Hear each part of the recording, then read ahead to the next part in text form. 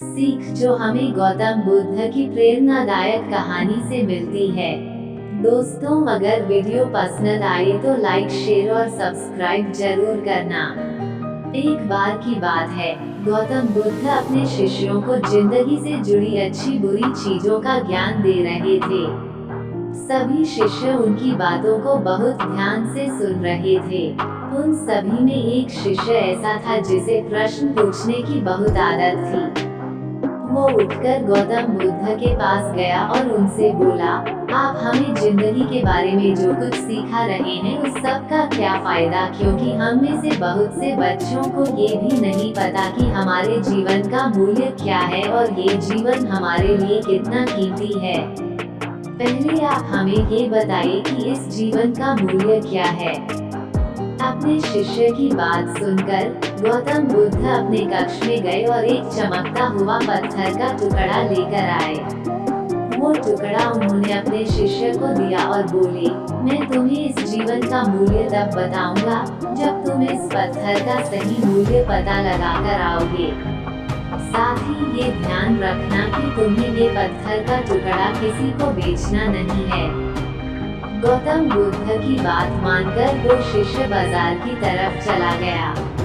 बाजार में सबसे पहले उसकी नजर एक फल बेचने वाले पर पड़ी और उसने वो पत्थर उस फल वाले को दिखाया और बोला, इस पत्थर के बदले आप मुझे कितने फल दे सकते हो। फल वाला बोला, ये पत्थर कुछ खास तो नहीं है, लेकिन फिर भी इसके बदले में तुम्हें 10 केले दे सकता हूँ। वो शिष्य उस पत्थर को लेकर आगे चला गया। फिर उसे एक सब्जी वाला मिला। शिष्य ने उस सब्जी वाले से उस पत्थर की कीमत पूछी। सब्जी वाले ने उस पत्थर को ध्यान से देखा और बोला, इस पत्थर की कीमत के बदले में तुम्हें ज्यादा से ज्यादा एक बोरी भरकर सब्जियां दे सकता हूँ। उद्धरण चिन्ह। इसके बाद वो शिष्य उस पत्थर को लेकर एक सोने के व्यापारी के पास गया। उस पत्थर की टुकड़े की चमक देखते ही उस सुनार ने उसकी कीमत 100 सोने के सिक्के लगाए।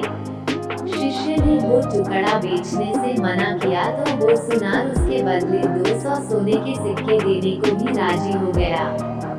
लेकिन शिष्य ने वो पत्थर नहीं बेचा। इसके बाद वो शिष्य एक हीरो के व्यापारी के पास गया और उनके सामने उसने वो पत्थर के टुकड़े को रख दिया। उस पत्थर को देखते ही हीरो के व्यापारी ने एक साफ कपड़ा बिछाया, उस पत्थर को उसके ऊपर रखा, फिर उसकी परिक्रमा की और हाथ जोड़कर उस पत्थर को कपड़े में लपेटते हुए वो बोला, तुम जिसे मामूली पत्थर समझकर उसकी कीमत पूछ रहे हो, असल में ये एक बेशकीमती रूबी है। ऐसा रूबी हर किसी को नहीं मिलता।